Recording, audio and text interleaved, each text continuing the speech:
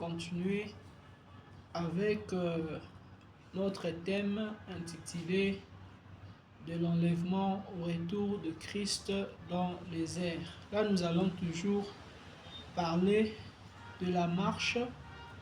C'est toujours le chapitre 1. B. Nous allons continuer à parler de la marche.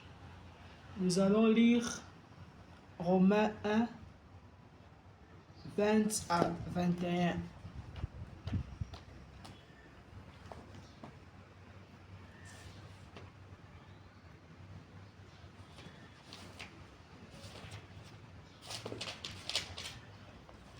Romains 1, 20 à 21, nous lisons.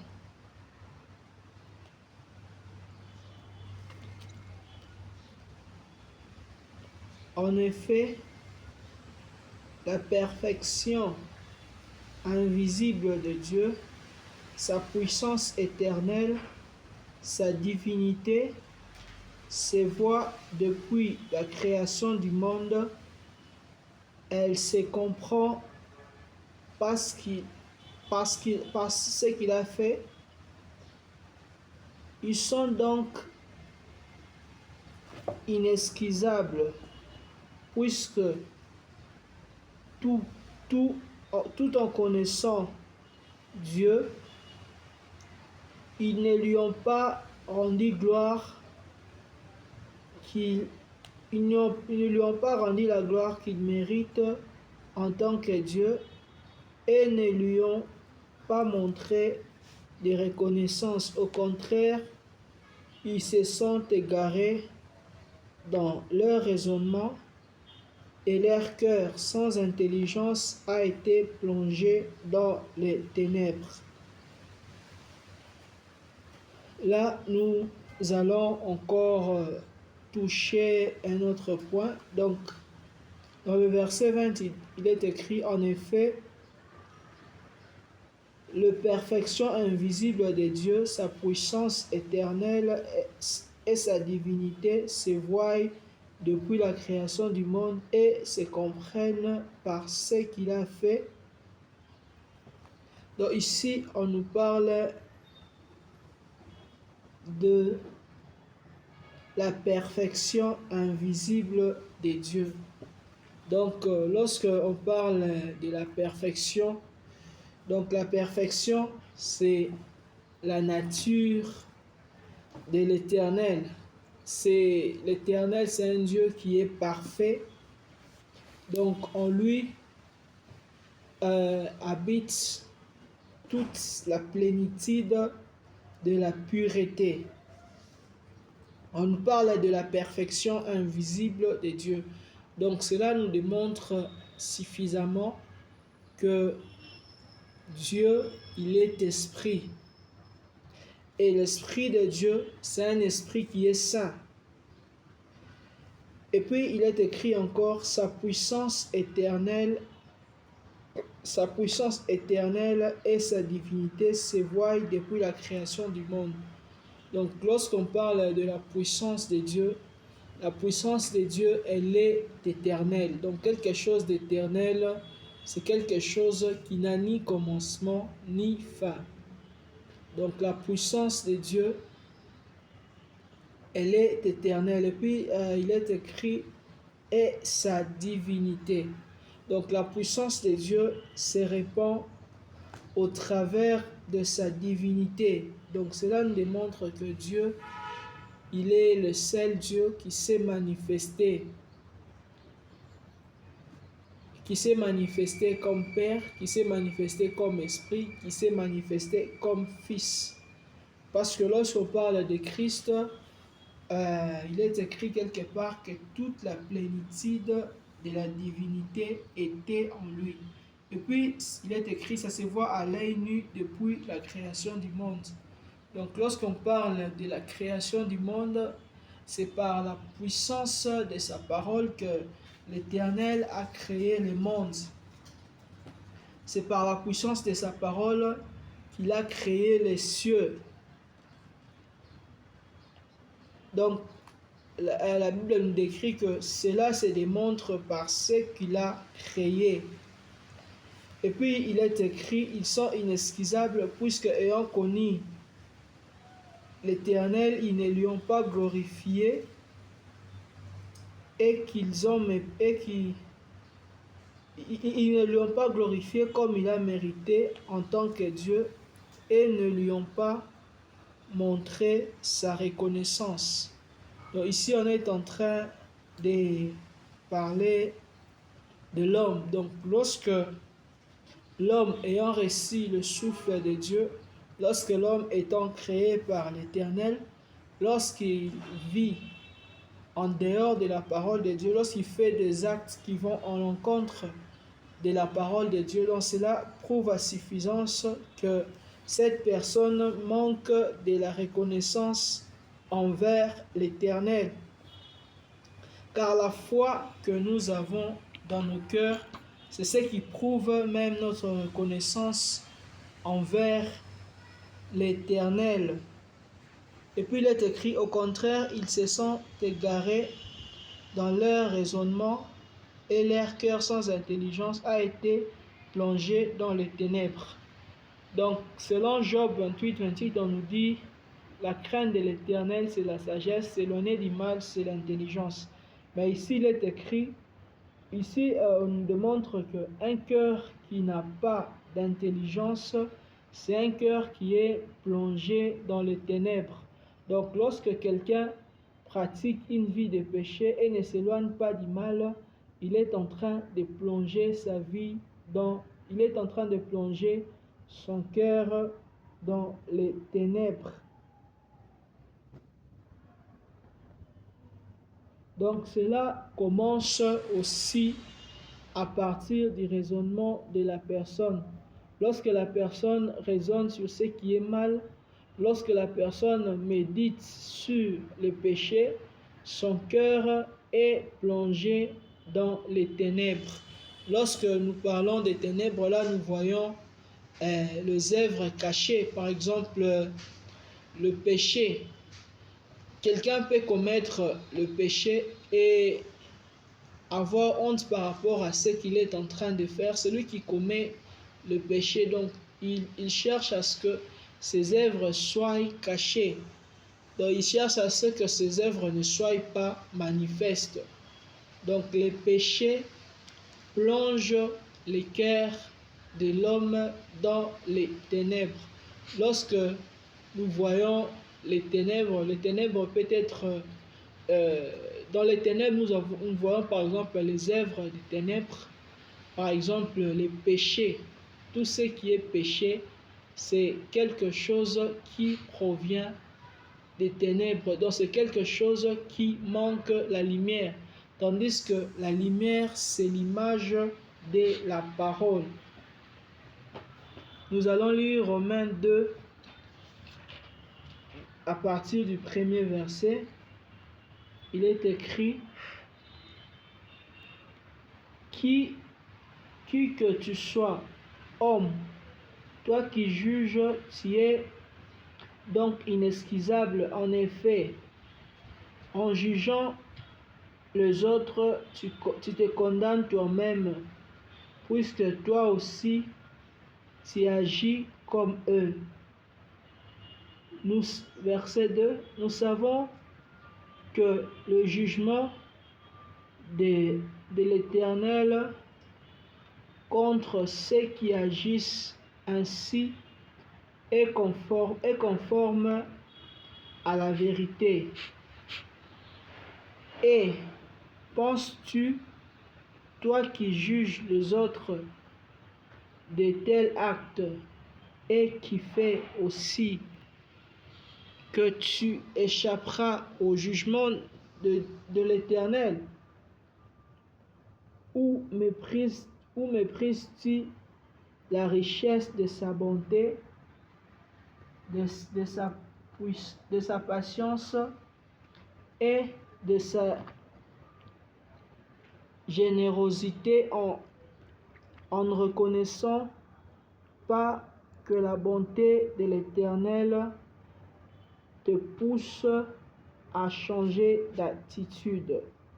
Nous avons lu Romains 2, 1 à 4. Donc ici, la Bible nous démontre que c'est la bonté de l'Éternel qui nous pousse à changer d'attitude. Et puis, elle nous exhorte encore à ce que lorsque nous pouvons juger une personne par rapport à ce qu'il est en train de faire, si nous pratiquons la même chose donc devant Dieu, c'est un péché. Ici, on nous dit que c'est la bonté de l'Éternel.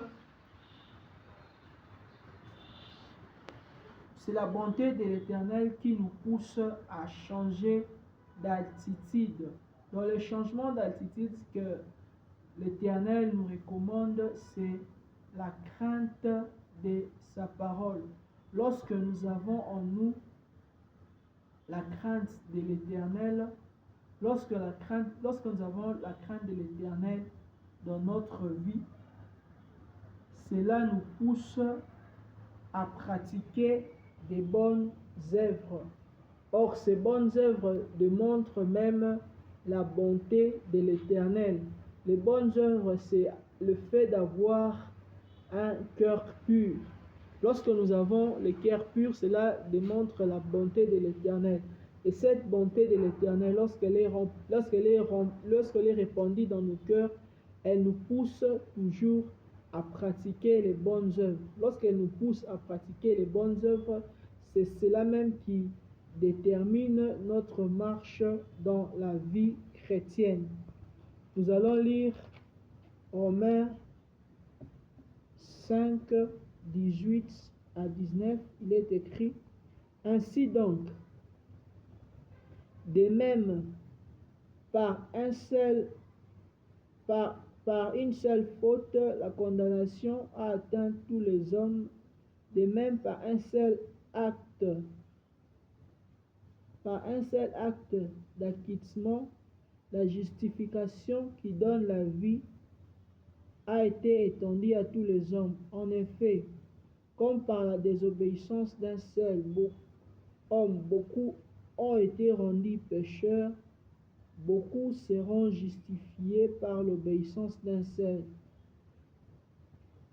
L'intervention de la loi a entraîné la multiplication de fautes, mais là où le péché était multiplié, la grâce a surabondé. Ainsi de même que le péché a régné par la mort, de même la grâce règne par la justification pour la vie éternelle par Jésus-Christ notre Seigneur. Donc ici, la Bible nous démontre que lorsque Adam avait péché dans le jardin, donc le péché s'était répandu dans le monde. Tandis que lorsque Christ est venu à la croix, lorsqu'il est mort à la croix, il a porté le prix du péché, et puis lorsqu'il est ressuscité, étant monté au ciel, il est venu pour briser la muraille de séparation du péché qui séparait l'homme avec son Créateur. En montant vers le ciel, il a tracé le chemin qui nous conduit vers l'Éternel, car la Bible nous dit: venez à moi, vous toutes qui êtes chargés et fatigués, je vous donnerai du repos. Donc le repos se trouve dans la parole de Dieu. Le repos se trouve dans cette parole, une parole pure, sans mélange. Comment trouver ce repos? Donc nous avons le repos lorsque nous mettons en pratique la parole, lorsque nous obéissons par rapport au commandement de l'Éternel, par rapport à ce que dit la parole. Et lorsque nous pratiquons la parole, nous sommes justifiés. Donc nous produisons des œuvres de justification.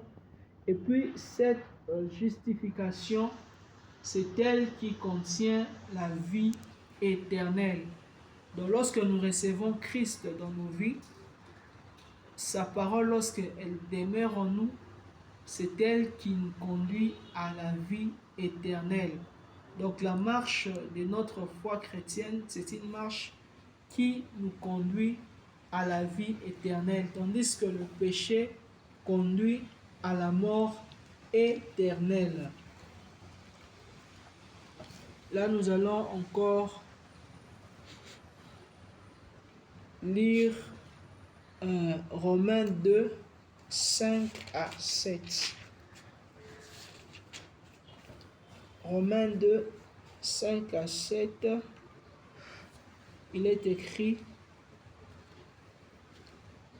par ton endurcissement et ton refus de te repentir, tu t'amasseras un trésor de colère le jour où Elohim révélera sa colère et son jugement. Il traitera chacun conformément à ses actes.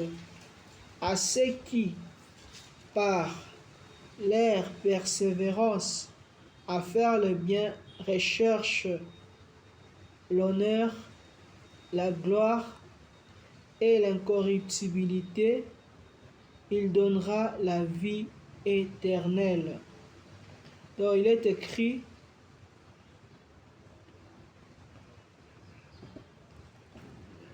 à partir du verset 5, il est écrit: par ton endurcissement et ton refus de te repentir, tu t'amasses un trésor de colère le jour où l'Éternel relèvera sa colère et son jugement.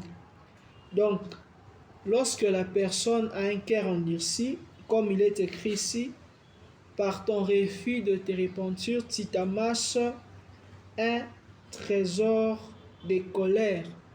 Donc, lorsque quelqu'un pratique le péché et qu'il ne veut pas se repentir, donc lorsque le cœur de l'homme est focalisé sur le péché, donc cette personne trouve que ce péché, donc lorsque la personne est en train de pratiquer le péché, il est en train de s'amasser un trésor de la colère de l'Éternel. Et cette colère conduit vers le jugement.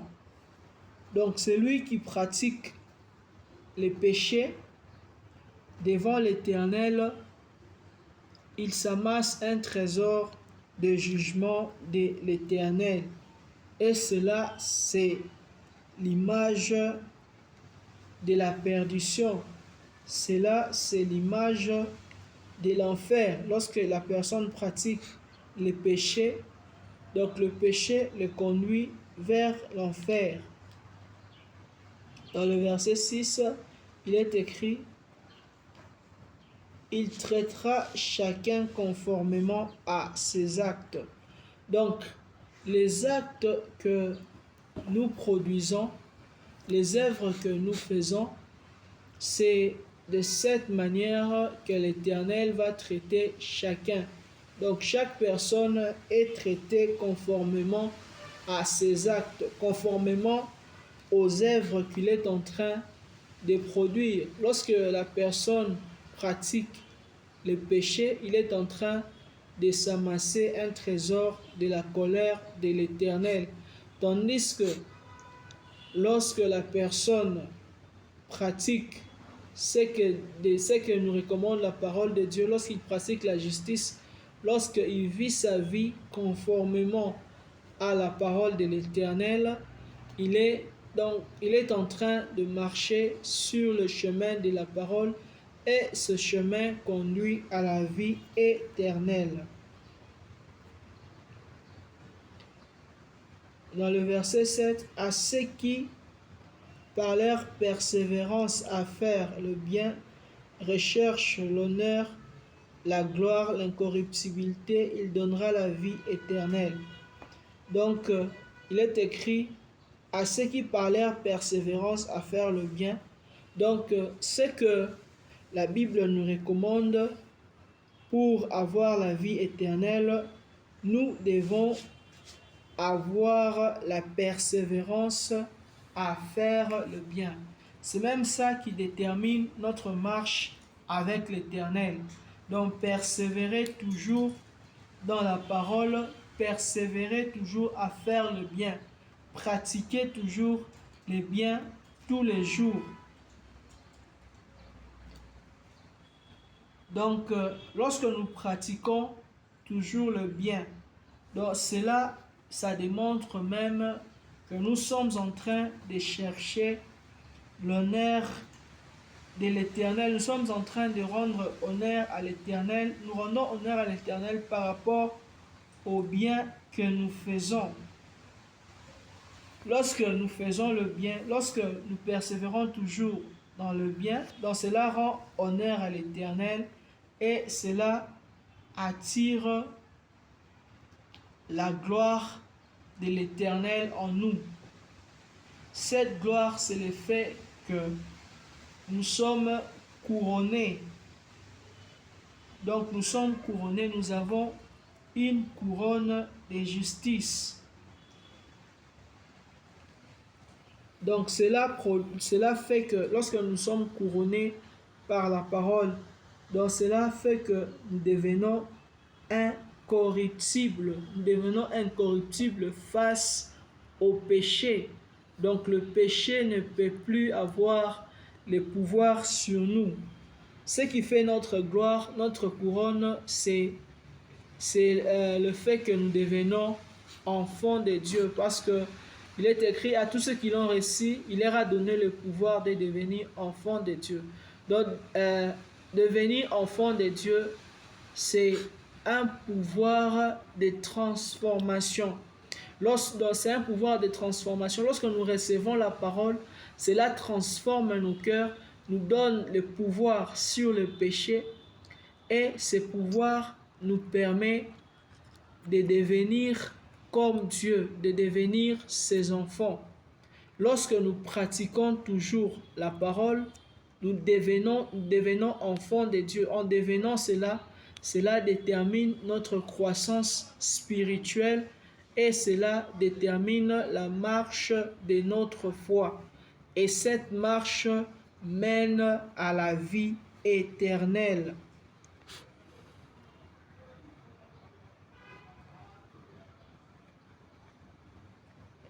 Cette marche nous mène à la vie éternelle. Là, nous allons lire encore un autre verset. Nous lisons Romains 2, 12 à 13. Tous ceux qui ont péché sans la loi périront aussi sans la loi. Tous ceux qui ont péché sous la loi seront jugés au moyen de la loi. En effet, ce ne sont pas ceux qui écoutent la loi qui sont justes devant l'Éternel, mais ce sont ceux qui la mettent en pratique sont déclarés justes.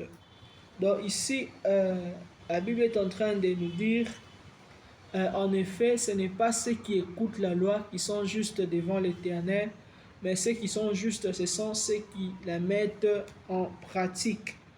Donc pour être juste, ce que la Bible nous recommande, c'est de mettre en pratique la parole. Donc nous pouvons beau entendre la parole autant de fois, tant que nous ne la mettons pas en pratique, nous ne sommes pas justes. Ce qui vient nous justifier, c'est le fait de pratiquer la parole. Et lorsque nous pratiquons la parole, notre vie est justifiée devant l'Éternel. Et la justification c'est le fait de devenir enfant de Dieu. Devenir enfant de Dieu, c'est ça même qui détermine notre croissance spirituelle. Lorsque nous croissons spirituellement, cela fait que nous devenons une personne qui est sanctifiée. Parce que dans l'Apocalypse, il est écrit que ceux qui sont saints se sanctifient davantage. Donc la sanctification, c'est le fait de produire des fruits dignes de la parole. Le fruit que nous produisons, lorsque nous produisons de bons fruits, de bonnes œuvres, donc c'est là même notre croissance spirituelle. Donc au fur et à mesure que nous avons, lorsque nous avons le souffle de vie, lorsque notre cœur est en train de battre, de même aussi sur le plan spirituel, il nous est recommandé de pratiquer la parole de Dieu, de mettre en pratique la parole. La mise en pratique de la parole, c'est ça qui détermine notre marche chrétienne. Et cette marche chrétienne, c'est une vie d'intimité avec Dieu. Et cette vie d'intimité avec Dieu, lorsque nous pratiquons la parole, nous avons la plénitude du Saint-Esprit. Au fur et à mesure que nous mettons la parole en pratique, nous avons la plénitude du Saint-Esprit. Et la plénitude du Saint-Esprit, c'est l'effet de produire le fruit de l'Esprit. Et ces fruits, ce que la Bible nous recommande, c'est de les produire tous les jours. Nous les produisons par rapport aux actes que nous posons. Nous les produisons par rapport à ce qui sort de nos bouches. Car il est écrit que c'est de l'abondance du cœur que la bouche parle.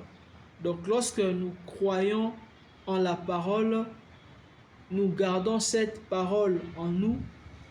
Cette parole, elle produit le fruit dans nos cœurs et ces fruits sont manifestes par rapport à ce que nous posons comme acte. Donc, c'est le cœur qui reçoit la sémence de la parole et cette sémence, elle est manifeste par rapport à ce que nous posons comme acte, par rapport à ce qui sort de nos bouches. Mais ce qui détermine la croissance de la sémence de la parole que nous posons, que nous recevons, ce sont nos pensées. Ce sont nos pensées. Lorsque nous recevons la parole, lorsque cette parole elle entre dans nos cœurs, ce qui nous permet d'entretenir cette parole, ce sont les bonnes pensées. Et ces bonnes pensées, nous les avons lorsque nos sentiments sont attachés à la parole. Lorsque nous faisons de cette parole un trésor dans notre cœur. Lorsque nous gardons cette parole constamment dans notre cœur, donc cela devient un trésor en nous. Elle nous permet de produire le fruit du Saint-Esprit. Tandis que lorsque nous ne gardons pas la parole, nous amassons un trésor de jugement. Le trésor de jugement dont nous avions parlé dans l'autre verset précédent, c'est la colère de Dieu. Là, nous allons lire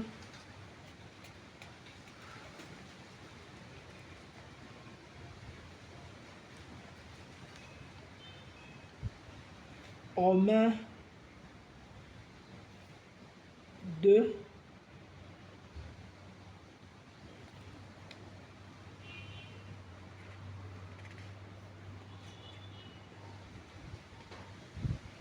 Bon, prenons Romains 6,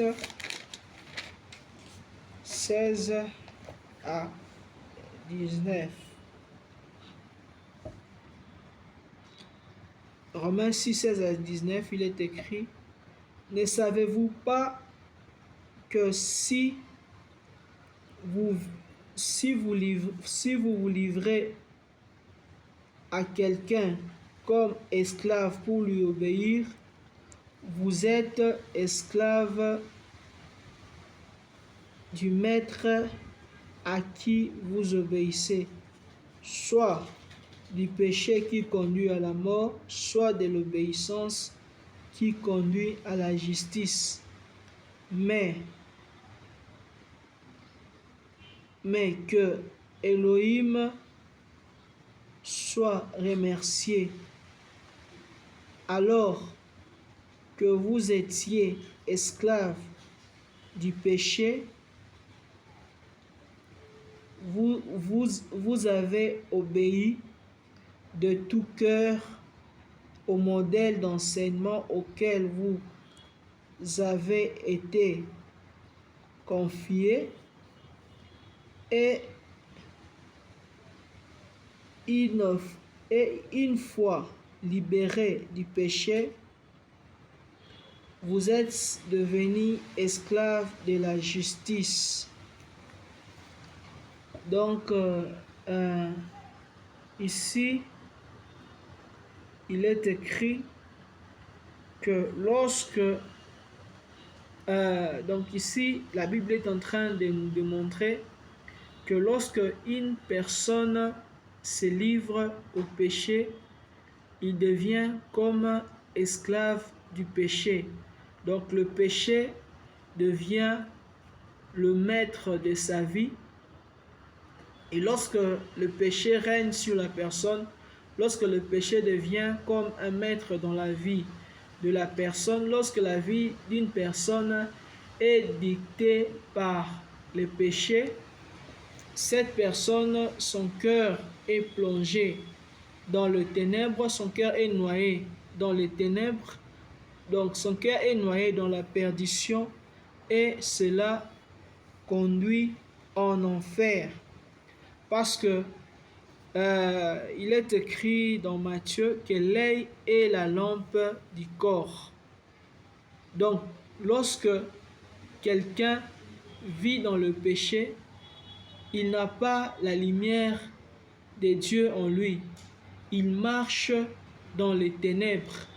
Donc, toute sa vie sur le plan spirituel est conduite dans la perdition, parce qu'il est écrit encore que vous êtes la lumière du monde. Ce qui fait notre lumière, c'est la parole.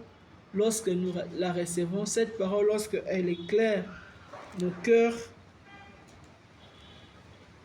lorsque la parole elle éclaire nos cœurs, nous reflétons aussi cette parole au travers des actes que nous posons, et cette parole, c'est elle qui est la lumière. Et puis la Bible nous démontre aussi que lorsque nous pratiquons la justice, lorsque nous pratiquons les œuvres justes, donc nous devenons aussi comme esclaves de la justice. Donc cela nous démontre que pour être en mesure de pratiquer de bonnes œuvres, donc nous devons nous priver de nous-mêmes. Parce que lorsqu'on parle d'un esclave, comme l'apôtre Paul est en train de dire, c'est quelqu'un qui est en train de se priver pour son maître. Donc, c'est de même aussi que la Bible nous recommande de nous priver aussi pour la justice. Même si le péché même si nous pouvons trouver que le péché est bon, succulent, même si ça peut être en dehors de nos avantages, ce que la Bible nous recommande, c'est de nous priver. C'est de nous priver de ce que nous pouvons trouver comme bon, mais de pratiquer la parole. Lorsque nous pratiquons la parole, c'est ça même qui fait à ce que la bonté de l'Éternel est en train de se répandre dans nos vies. Et c'est cette bonté de l'Éternel qui nous préserve du mal. Là, nous allons lire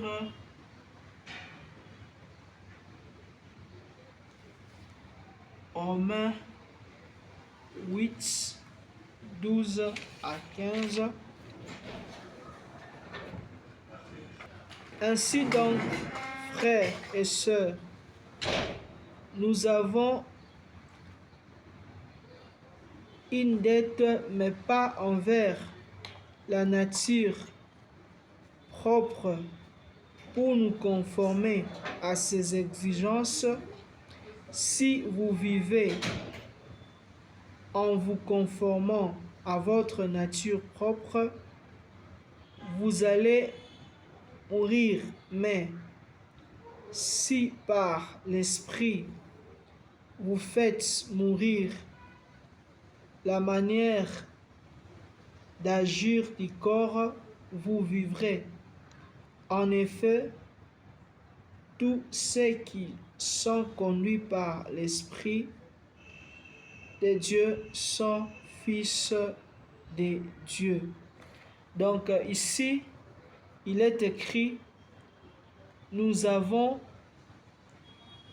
une dette, mais pas envers notre propre nature pour nous conformer à ses exigences. Donc ici, la Bible nous démontre que nous avons une dette. Et cette dette n'est pas envers notre nature humaine pour se conformer à ses exigences. Donc la nature humaine nous pousse des fois à commettre commettre certains péchés. Nous n'avons pas une dette envers la nature humaine pour se conformer à ses exigences.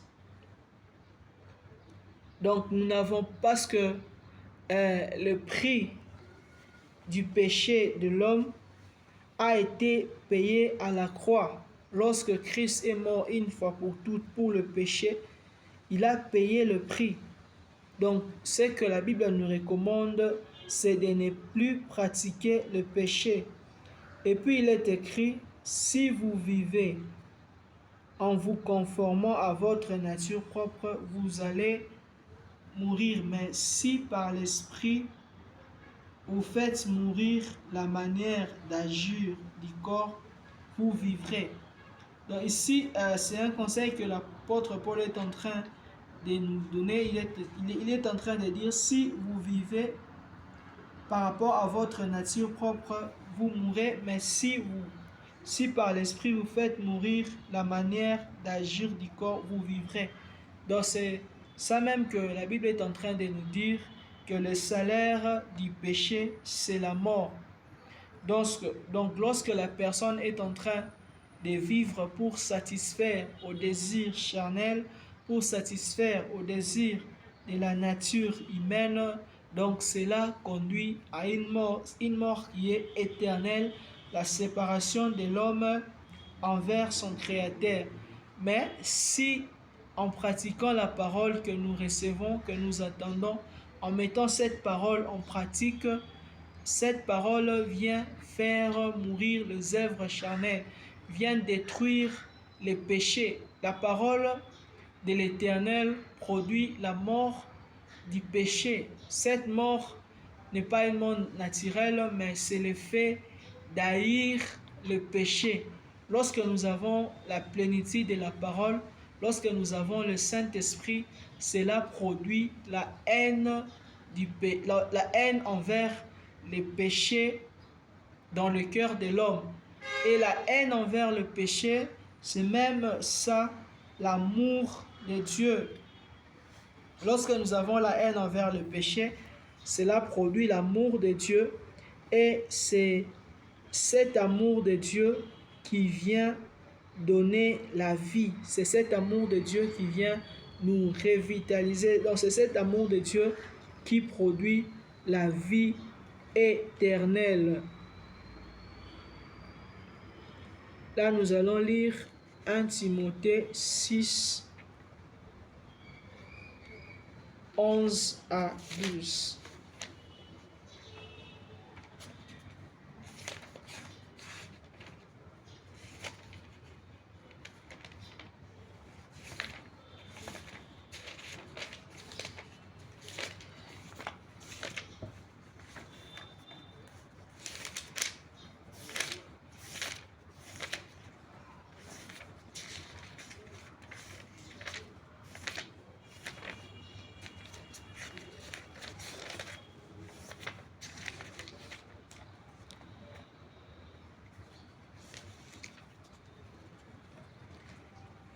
1 Timothée 6, 11 à 12. Quant à toi, homme de Dieu, fuis ces choses et recherche la justice, la piété, la foi, l'amour, la persévérance, la douceur. Combat les bons combats de la foi et saisis la vie éternelle. C'est à elle que tu as été appelé, c'est pour elle que tu as été fait, c'est pour elle que tu as été fait une belle perfection de foi en persévérance en persévérance d'un grand nombre de témoins. Ici, la Bible est en train de nous dire, quant à toi, homme de Dieu, fuis ces choses et recherche la justice. Donc ici, la Bible est en train de nous recommander de fuir certaines choses. Lorsque la Bible nous recommande de fuir, ce sont par exemple le péché. Parce que quelque part, il est écrit, les mauvaises compagnies corrompent les bonnes mœurs. Donc lorsque nous sommes accompagnés de mauvaises personnes, cela vient corrompre les bonnes habitudes que nous pouvons avoir. Donc ici, la Bible est en train de nous recommander de fuir ces choses, de rechercher la justice. Comment rechercher la justice? Nous recherchons la justice par rapport à ce que nous pensons. Lorsque notre raisonnement, lorsque nos pensées sont basées sur la parole, lorsque nos pensées sont basées sur la crainte de l'Éternel, lorsque nous pensons toujours à être juste devant l'Éternel, lorsque nous cherchons toujours à être juste devant l'Éternel, c'est ça même qui fait la marche chrétienne. Parce qu'il est écrit encore, la Bible nous recommande de chercher la piété, la foi. Donc lorsque nous recherchons la piété, donc cela fait à ce que nous avons la foi. Et la foi envers la parole produit dans nos cœurs l'amour de Dieu. Lorsque nous mettons, cela produit l'amour de Dieu. Et cet amour de Dieu, c'est ça qui détermine notre persévérance dans la vie chrétienne.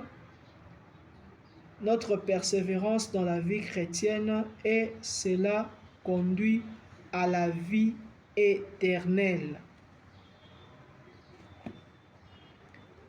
Donc là, nous nous arrêtons par là. Et puis, nous allons continuer demain, toujours à parler de notre thème de l'enlèvement au retour de Christ dans les airs. Que Dieu bénisse sa parole.